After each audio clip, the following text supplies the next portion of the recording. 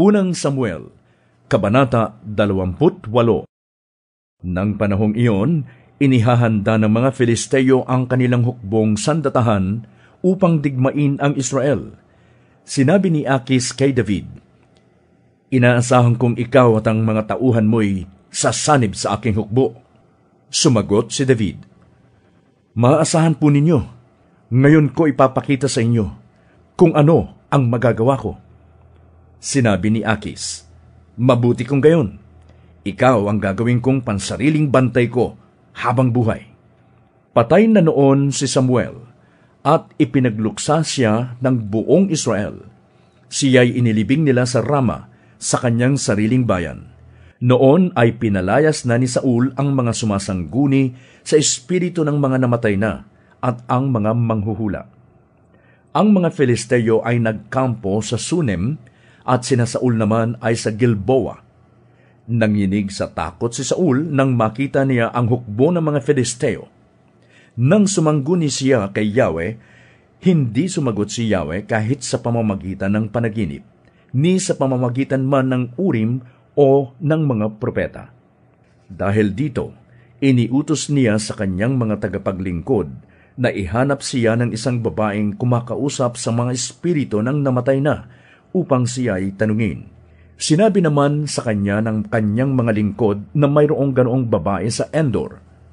Nagbalat kayo si Saul, isinama ang dalawa niyang tagapaglingkod at sila'y lumakad.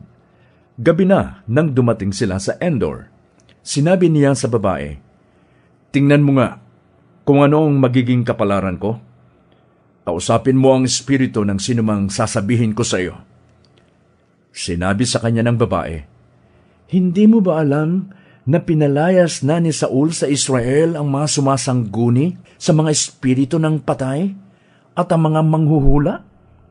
Bakit mo inilalagay sa panganib ang aking buhay?" Kaya't nangako si Saul sa pangalan ni Yahweh. Sinabi niya, "Saksi si Yahweh, ang Diyos na buhay. Hindi ka mapaparusahan dahil sa gagawin mong ito." Itinanong ng babae, "Kaninong espiritu ang gusto mong tawagin ko?" "Kay Samuel," sagot niya.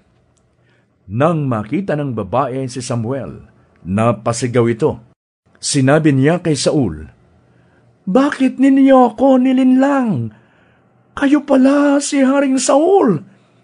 Sinabi ni Saul, "Huwag kang matakot. Ano ba ang nakita mo?"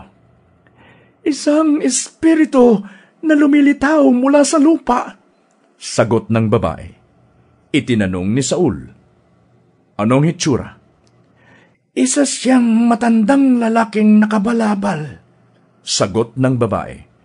Natiyak ni Saul na si Samuel ang tinutukoy ng babae, kaya siya'y nagpatira pa at nagbigay galang.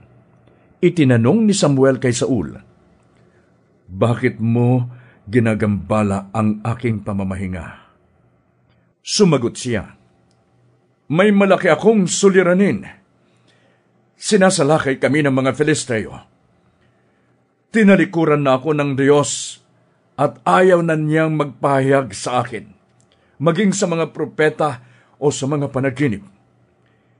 Ipinatawag nga kita upang itanong kung ano ang dapat kong gawin." Sinabi ni Samuel, "Bakit magtatanong ka pa sa akin? Gayong tinalikuran ka na ni Yahweh, at siya'y kaaway mo na. Iyan na ang katuparan ng ipinasabi niya sa iyo. Inalis na sa iyo ang pagiging hari, at ibinigay na kay David.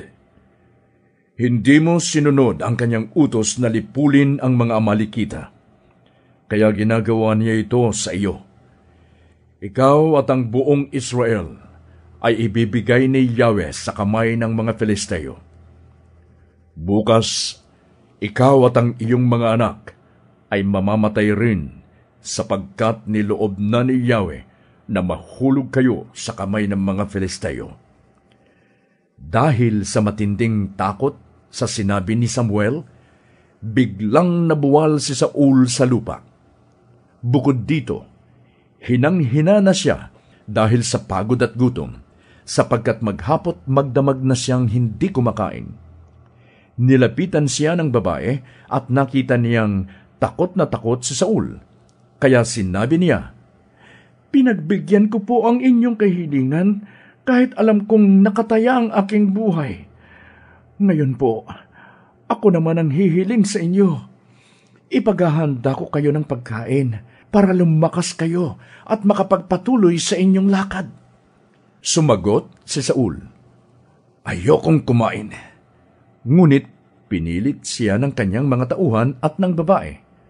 Pumayag na rin siya at pagkatapos ay naupo sa isang higaan. Ang babae ay may isang pinatabang guya. Dali-dali niya itong kinatay. Nagmasa siya ng harina, ginawa itong tinapay na walang pampaalsa. Saka inihain kay Saul at sa mga kasamahan nito. Pagkakain, nagmamadali silang umalis.